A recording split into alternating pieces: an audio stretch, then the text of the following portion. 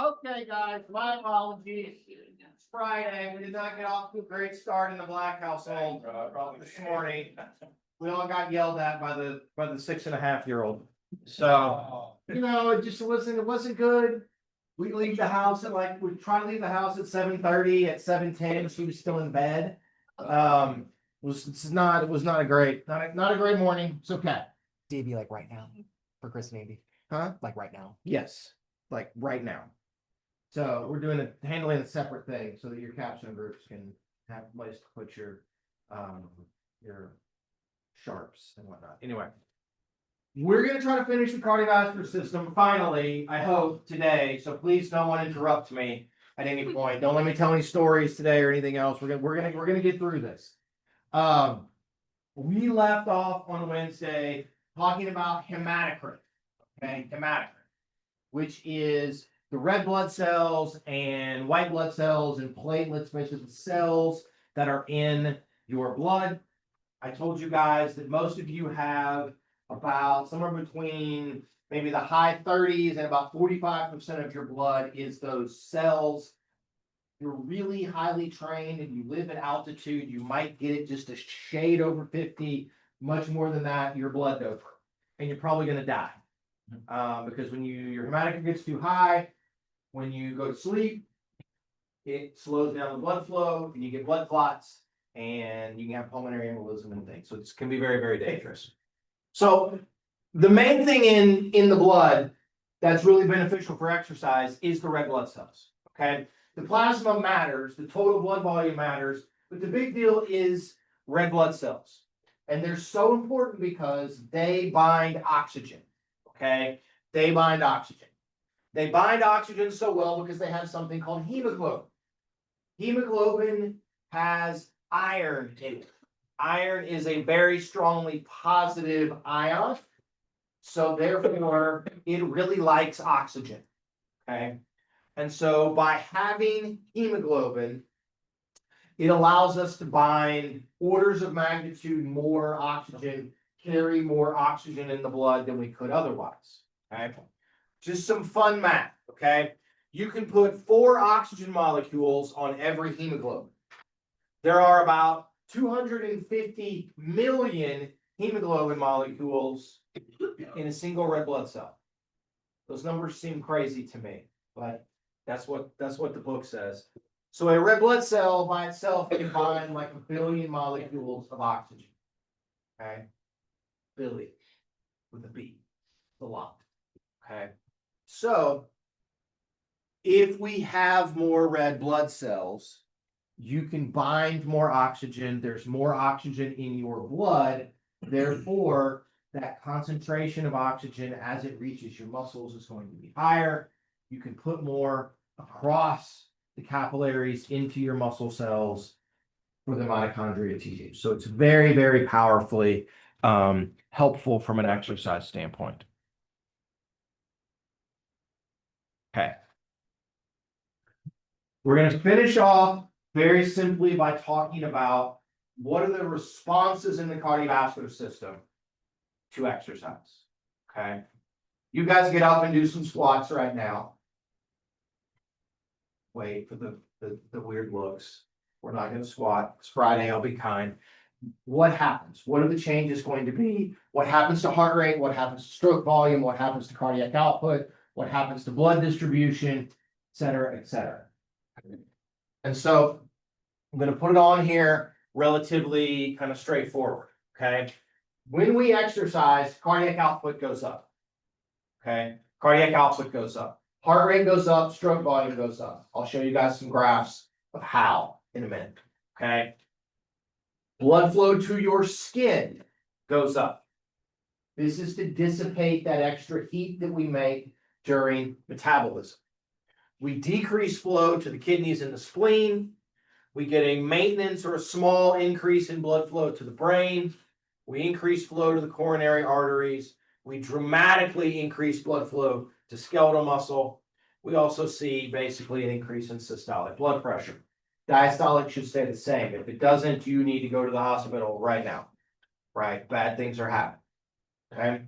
So the big response of cardiac output goes up, and the percentage of that cardiac output that goes to skeletal muscle increases dramatically, right? And the net of all of that is more blood, more oxygen, more nutrients, more hormones to the working skeletal muscle. Okay. That's where the disruption in homeostasis is taking place. Send everything there. Okay. If we don't get that, exercise capacity is compromised. Okay. It's compromised.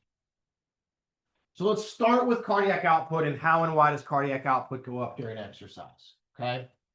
It goes up because both heart rate and stroke volume increase. Why does heart rate increase during exercise? Sympathetic control. Sympathetic control. Okay. Also, a little bit of movement, right? A little bit of proprioceptive, sending things back to the SA node. But it's mostly epinephrine, norepinephrine acting at the SA node. Epi and norepi's increases in proportion to metabolic output. So we're going to try to match heart rate to that. Okay. Stroke volume also goes up. Ty was talking about all stroke volume regulation is much more complicated. Stroke volume goes up partially because of increases in preload from increased venous return and primarily from increases in contractility. Partially from venous return, partially from norepinephrine acting directly on the left ventricle. Okay. Heart rate goes up the whole time. Stroke volume goes up to somewhere between maybe 40 and 60% of max intensity, of max VO2. So basically by the time you're jogging, stroke volume has gone up and leveled off. Okay, up and leveled off. It's not going to go up any farther. You've maxed out venous return. You've maxed out contractility. So above like a jog, the only way to increase cardiac output further is by a further increase in heart rate. Okay. This is why tracking heart rate is such a good predictor of exercise intensity. The tracking of heart rate tracks cardiac output, and we match cardiac output very closely to VO2. Okay. So here is a graph. We have cardiac output on the y-axis. We have treadmill speed. So exercise intensity here, right on the x. And you will note as you run faster and faster, cardiac output goes up in a relatively linear manner. When you reach max, you will basically max out cardiac output. No further increase in stroke volume, no further increase in heart rate. So cardiac output is as high as it's going to get. That's going to put a cap on things. Sorry. Is there a reason it's called Qmax there, or is that just cardiac output? Q is the abbreviation for cardiac output. I guess because CO was already taken by carbon monoxide. And so we abbreviate cardiac output as Q. So that's why it's called Q. Okay. Okay. So within cardiac output, there's that heart rate and stroke volume response. I gave you guys these numbers before. I will reiterate them. Cardiac output at rest is about 4 or 5 liters per minute, which is roughly what your resting blood volume is. You circulate your blood one time through at rest. During exercise, it's going to go up 4 or 5 times. You're going to kind of go out towards max exercise. Okay. So that's about the capacity that we have. We remove vagal tone. We increase sympathetic input from epinephrine and norepinephrine. That's why heart rate goes up. Stroke volume goes up because preload goes up, contractility goes up, and we vasodilate the skeletal muscles, so resistance goes down. Okay, but this plateaus off, as I said, around say 50% of your max response. Okay, so heart rate looks like this. This is the same graph as the cardiac output one, but it's heart rate on the Y, treadmill speed on the X. So as we go faster and faster, heart rate goes up in a very linear fashion. This is why every fitness tracker, every watch, everything that you have, every heart rate monitor that we use to track your exercise intensity, we just use heart rate. Because as it goes up, that's a very, very clear indicator that VO2, that work rate has gone up. And there's this nice tight relationship there. Okay. So I wanted to show this because we talked about it probably last week in the very first day talking about heart rate, but I think it's really important. So what you see on the top, this is the length of the bar represents time. So this is one heartbeat at rest. So it's lasting about 0.8 of a second. You can see systole, you can see diastole as a percentage of all of this. So this is at about 75 beats per minute. At 180 beats per minute, so near, kind of getting near about 90%-ish or so of y'all's age predicted max heart rate, you will note that the total time of a heartbeat is about 1/3 of a second. Okay, about 1/3. And you will note then that systole actually lasts longer than diastole. So as diastole shrinks, filling time goes down in the left ventricle or in every chamber. Because it goes down, at some point it can become so short that we cannot fill the left ventricle as much as we could before. Okay. And so this is one of the reasons that at very high heart rate, stroke volume can begin to go down even a little bit. This just, I think, is a really nice, for my visual folks, way of trying to show what is happening. Okay. All right. So stroke volume, even though it plateaus, okay, even though it plateaus, stroke volume is the key indicator of who in this room is going to have the highest VO2 max, at least from a central circulatory capacity. Because you're all about the same age, you can all increase cardiac output by increasing heart rate to the same extent.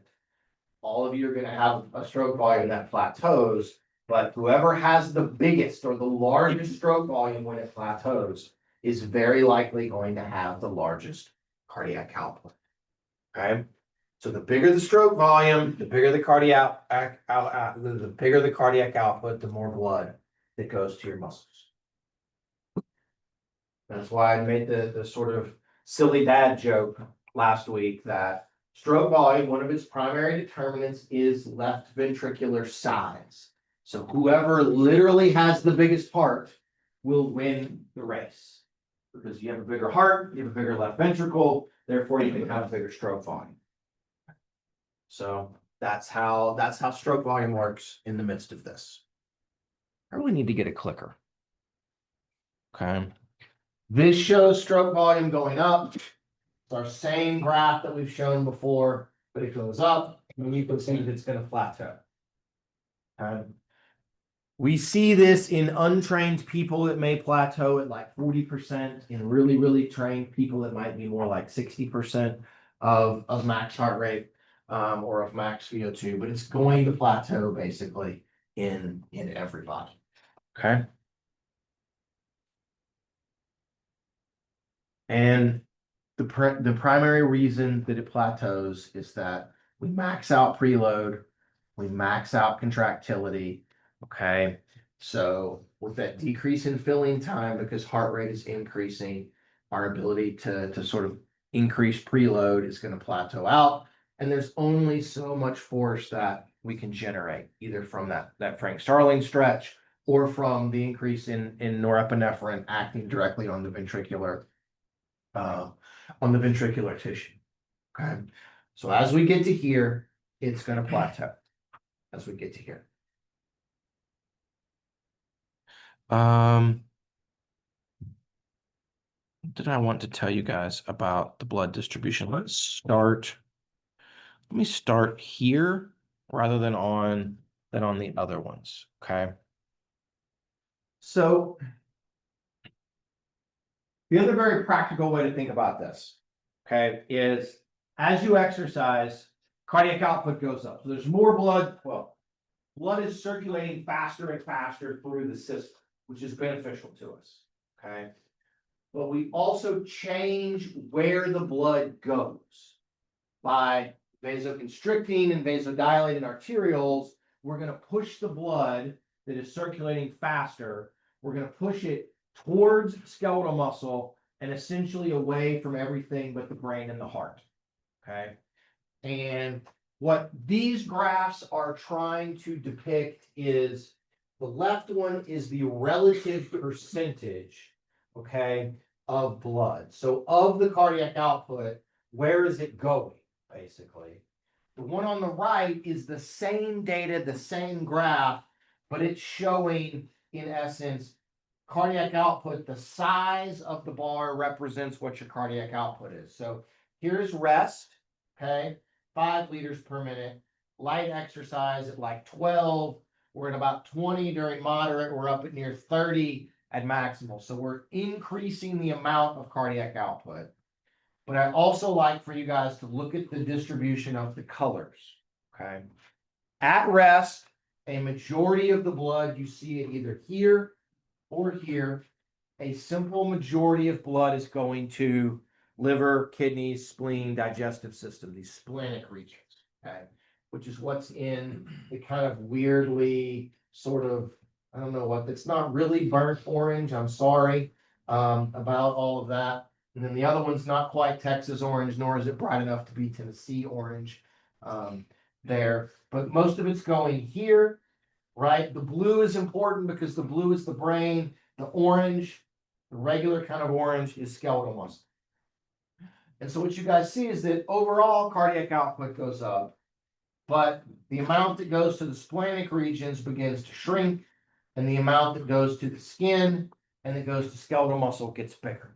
Bigger, bigger, bigger. Brain stays constant, right? Green is the heart. The heart stays relatively constant, but we're shunting that cardiac output away from splenic, sending it to skin and skeletal muscle. Okay. This is why, even though cardiac output goes up 5 or 6 times, the amount of blood that actually ends up at skeletal muscle might be up 20 or 25 times. Okay. And this is why we have the capacity to exercise that we do. Okay. It's not just that we make cardiac output go up. It's also that we send a whole bunch of it to the muscles that need it. If we can't do that, then it dramatically reduces your exercise capacity. Dramatically. Okay. And so that's how blood distribution changes. This is showing the same thing. Okay. Showing the same thing, but you've got heavy exercise on the top, you've got rest on the bottom. You can see that overall it's about 5 liters per minute versus about 25. And it's just showing kind of relatively where is the blood going to go. And they're trying to depict sort of with the individual organs. And it's the exact same data as the next couple of slides, but you'll just see, right? Liver, kidney, spleen, intestines, these things, right? They're even underestimating a little bit at like 25% versus like 5. The heart stays constant, right? We've got the kidneys. Kidneys are going to get about 20% at rest. It's going to go way down. Bone gets almost no blood anyway. The brain is constant. Skin's going to get a little bit more. And then skeletal muscle gets basically all the rest, like everything. That's what this is just trying to show if this way may make more sense to you guys. Okay. All right. The last thing that I want to show, I believe, is blood pressure. And this one is always tricky for me because if we think about the stuff that regulates blood pressure, it's not always immediately obvious to me why blood pressure goes up, but it does. Okay. As we exercise, systolic blood pressure increases in relatively linear fashion in proportion to exercise intensity. So when you're walking, systolic pressure goes up a little bit. When you're jogging, it goes up more. When you're sprinting, it goes up even more than that. Okay. Systolic pressure increases. Most of this is driven by the increase in left ventricular contraction force. Okay. Left ventricle squeezes more forcefully, so that raises the driving pressure that starts the movement of blood. Most of it is from there. Okay. Most of it is from there. Diastolic pressure should not change very much. pressure in the ventricle is not going to change very much during exercise. We need it to stay low so blood will come in. Okay. If diastolic pressure goes up during exercise, you need to call an ambulance because you're about to die. Okay. We're not going to get into all of that. You all can talk about that in exercise testing and prescription. If you haven't already, you can ask Dr. Paddock or you can ask Jacob about those kinds of things. Okay. The problem with this that I want you guys to understand, and it is partially related to kind of what happens with the Valsalva maneuver. So blood pressure is driven by driving pressure in the left ventricle. It's also driven by total peripheral resistance. So the kind of overall state of constriction or dilation in the arteries and the arterioles. Okay. So there's kind of a push-pull to this. As we exercise, peripheral resistance falls. It goes down. Okay. Because we're vasodilating a bunch of arterioles that go to skeletal muscle. That's a good thing because it sends more blood there. Okay. It's also a good thing because if it didn't happen, then your systolic pressure might be 400 millimeters of mercury or something crazy. That's an apt sort of sound, right? If you don't have that drop in peripheral resistance, systolic blood pressure goes through the roof, okay, because of those things. So contraction force goes way up. We got to drop peripheral resistance so we don't raise systolic pressure too much. This is why exercising people that have atherosclerosis and already have hypertension can be dangerous because they don't have as much of a capacity to vasodilate everywhere. And it can be really, really bad. Okay. Now, similarly, I'll ask, anybody here have what we call orthostatic intolerance? Anybody have POTS or anything? No one? None of the ladies have POTS? Really? Postural orthostatic intolerance? No? None of you guys like sit down and stand up and get lightheaded and dizzy? Okay, well, that's fine. That's really interesting. My wife has this. It's very, very common. But what happens is you sit down and then you've exercised, you've vasodilated, you sit down, all the blood goes to your muscles, it ends up in your veins. You try to stand back up. We talked about baroreceptors briefly the other day. You have receptors in your carotid arteries and in the aorta that sense blood pressure to make sure the brain has pressure, but you can't sense all of this correctly. And so you get lightheaded and you fall over. Okay. Very, very common kinds of things. But the ability to control that kind of push and pull between vasodilation to get blood to go to muscles and central sort of driving pressure, there's this push-pull to that. Okay. So we just want to make sure that we're going to do that.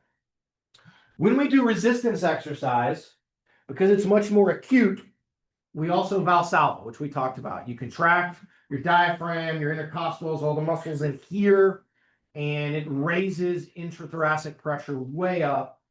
And so driving pressure has to be super duper high to overcome all of that. So when you Valsalva, you might get pressures that are like nearly 500 over like 350 or something. So your blood vessels are very strong. You can do this and they're not going to just explode or anything else. You're not going to have an aneurysm like right off the bat just from doing all of this. But this is a kind of a very common sort of thing. Okay. The last little bit that I want to point out, and this illustrates sort of why that change in peripheral resistance is so important, is on this graph, we are comparing the blood pressure response to the same person riding a bike with their legs versus riding a bike cranking it with their arms. So arm crank cycling. Any of you guys that have ever been in a PT clinic, right? We do a lot of arm crank cycling, right? A lot of arm crank cycling. People can sit. It's nice. They don't have to worry about their legs. If they got some kind of problem, we're going to arm crank. Well, you get a more pronounced or a higher systolic blood pressure response to arm crank cycling than you do to leg cycling. And this is even though you're getting a smaller increase in contractility during arm crank, because the arms are much smaller muscles than your leg, you vasodilate to your arms, you get less of a change in peripheral resistance than if you vasodilate to your legs. So the net of all of that is that you get a more pronounced systolic pressure increase during small muscle mass exercise like arm cranking. So we do arm cranking in a lot of older individuals, a lot of people that are already hypertensive. So we have to be very careful about doing this in those folks. Okay. That may be just about everything. Oh God. Okay. Couple more slides. So I'll tell you what happens to plasma volume. We already did this once, but we'll do this and then we'll talk about the Fick equation as we end. So a weird thing happens during exercise. Your blood volume falls during a bout of exercise. So if I ask you guys to stand up and do some jumping jacks, I can acutely make you go from having 5 liters of blood in your body to about 4.9 or something like that. It will go down a little bit. We call this process hemoconcentration. Okay? Because what happens is as you exercise, you push plasma or you push water out of the blood into the contracting skeletal muscle. Okay? That's why you get a pump when you do resistance training or things of that nature. But that water comes out of the blood. So the total blood volume falls a little bit. But what that does do is it actually raises the hematocrit percentage during exercise. So if you have 40% red blood cells at rest during exercise, as you force a little bit of plasma out, now you're at 43% red blood cells as a percentage of total volume.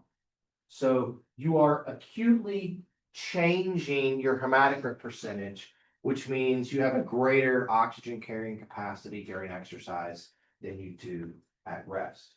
The trade-off is your blood volume is a little bit lower, which means your venous return is a little bit lower, which means there's a chance that your preload could be a little bit lower. But because cardiac output goes up so much, it overcomes all of that and preload is fine.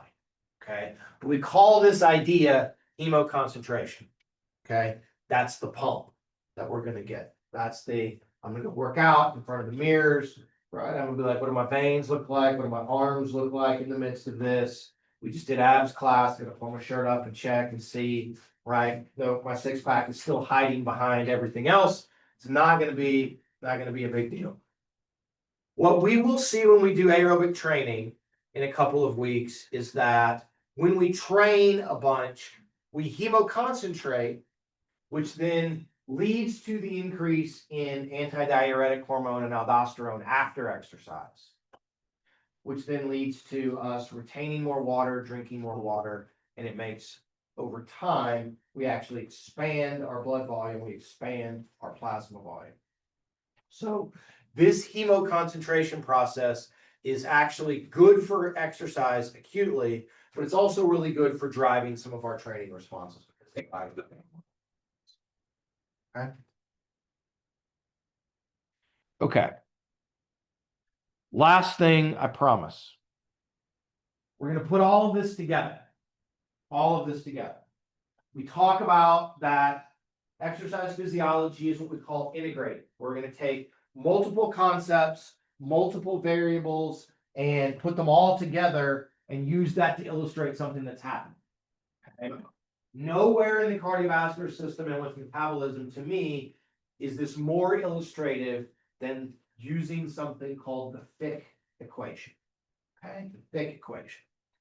The Fick equation is this thing down here on the bottom. So I'm going to introduce the Fick equation, and that will be our intro to this concept of something called arterial venous oxygen difference. Okay, the Fick equation is a way for us to try to explain oxygen consumption, to explain metabolic rate at rest, during walking, during jogging, during maximal exercise, does not matter.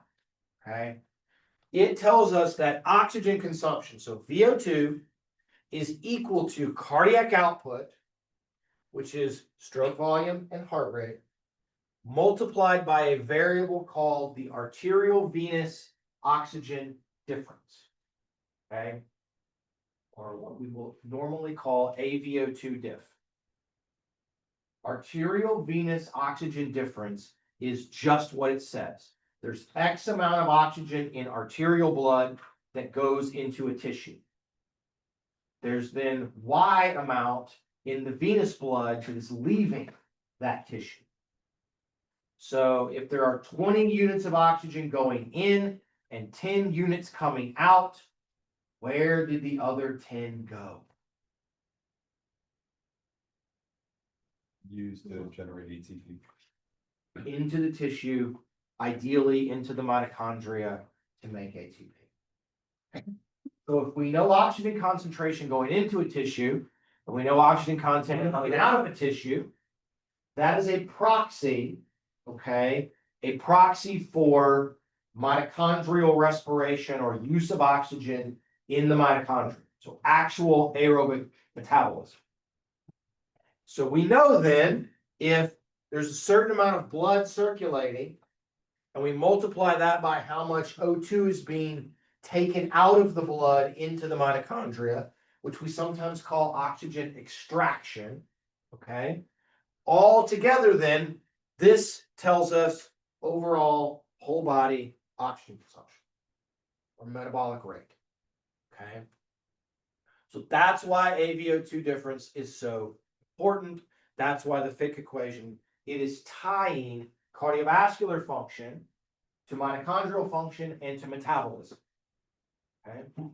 So if you know one of these variables or two of these variables, you can do some algebra. I know, I'm sorry, more math.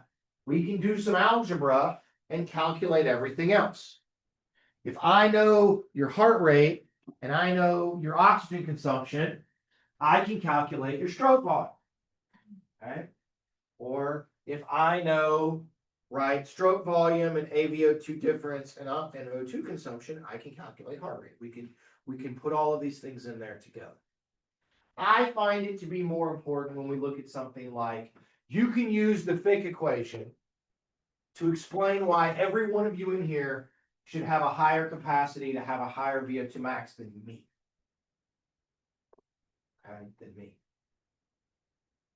Max VO2 is equal to max stroke volume multiplied by max heart rate multiplied by maximal AVO2 difference, which is mostly determined by capillaries and mitochondria. Okay. So why would I say something wild like every one of you in here should have a greater capacity with what I do in training to have a higher VO2 max than me? Is heart rate's a factor? Heart rate, Fernando, are you going to say the same? Why is heart rate a factor, Fernando? Why is that? Yeah. Because What's different about my max heart rate to yours? this is 1 per year. Does it decreases 1 per year, right? My sad old ass cannot increase his heart rate as much as you guys. Then you can take your grandparents, somebody older than me even, and it goes down even farther. Okay, if I tell you, Abby, you okay? Okay. If I tell you that when you aerobically train, you get more capillaries and more mitochondria in your muscles, then you can presume your AVO2 difference should go up. Nothing has happened to heart rate, nothing has happened to stroke volume max. Just by doing this, your max VO2 goes up. If I tell you that having more type 1 muscle fibers, they generally have more capillaries and more mitochondria than if you have more type 1 fibers. We would presume, other things being equal, you have a greater capacity to have a higher VO2 max. You can use this to predict what's going to happen because it's integrated. I give every one of you a beta blocker. I block the ability to make cardiac output go up as much. It lowers your VO2 max immediately by doing all of that. Okay. So the cool thing about the Fick equation is if you understand the things that control each variable in it, you can make some assumptions, you can make some predictions about how that's gonna have an overall effect on like VO2 max or metabolic rate or something like that. Okay. All right.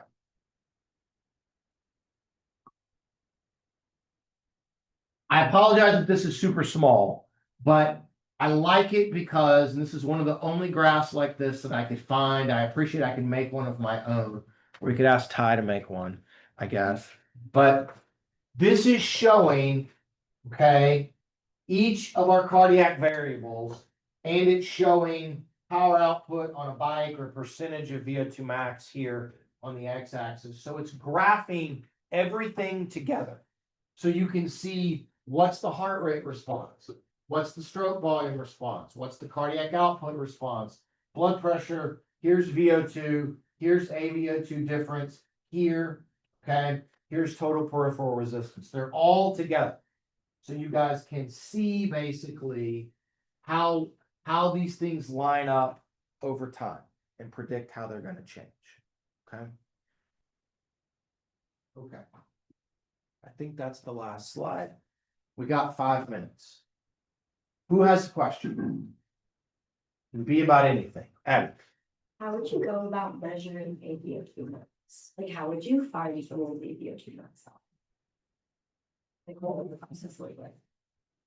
We run a catheter into an artery and then a catheter into the vein that go to a particular tissue.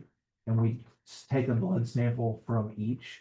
So you would run a femoral artery catheter, wildly dangerous. Run a femoral vein catheter, and we just take a blood sample during it. So then you have somebody run or cycle, and we take a blood sample from the artery, take a blood sample from the vein, and we measure the oxygen and CO2 and stuff between each. So it's not, I mean, if you have some cardiac nurses that can run the catheters, it's not that difficult to do. Just running the catheter is wildly. I mean, you're trying to put something in the femoral artery. If you mess that up, people are going to bleed out really, really quickly. So that's how we do it. Our IRB would not be willing to let you come to my lab and let us do that. We tried to run, when I was a master's student, we tried to run an arterial catheter to do some infusion stuff. We did cardiovascular stuff in the lab I was in for a master's degree. In the brachial artery, we had a cardiologist come and try to set the catheter. And if you know anything about how hospitals and things work, the cardiologists are not the ones that set the catheters. It's mostly the nurses and folks that do that. And he messed it up. And one of my fellow grad students' mom was like bleeding profusely there in the lab on a whole bunch of things. We had to call an ambulance and everything. Yeah, it was not great. Not So, Yes, it was. And so we stopped. We did not do that project in that particular way. Yeah. Because of that. Sorry. You said, talking about the AVO2 difference, I was on the yield there. Oxygen, what are the other substances? Ideally, oxygen dosage. What is going to the muscle and what are the other usages? Like there's other mitochondrial stuff happening? Sure. I mean, all tissue, like pretty much every cell in your body has mitochondria. But is it just like what is not muscle? Yeah, it's just whatever is not muscle is doing that. That's why it becomes so important that we send the blood to the muscle and not to other places. Yeah. In the mix of that.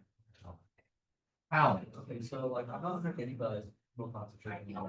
So Guys, can we try to be a little quieter? Thank you. Alan has a question about hemoconcentration. except when we exercise, we lose that from that blood plasma. But Correct. you're saying just the total concentration, not the total percentage of concentration we lose.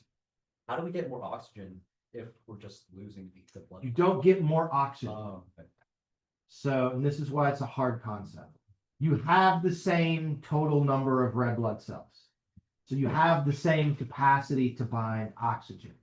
But by having less plasma, the percentage of red blood cells of the total blood volume goes up. I didn't show you guys there's something called the oxyhemoglobin dissociation curve.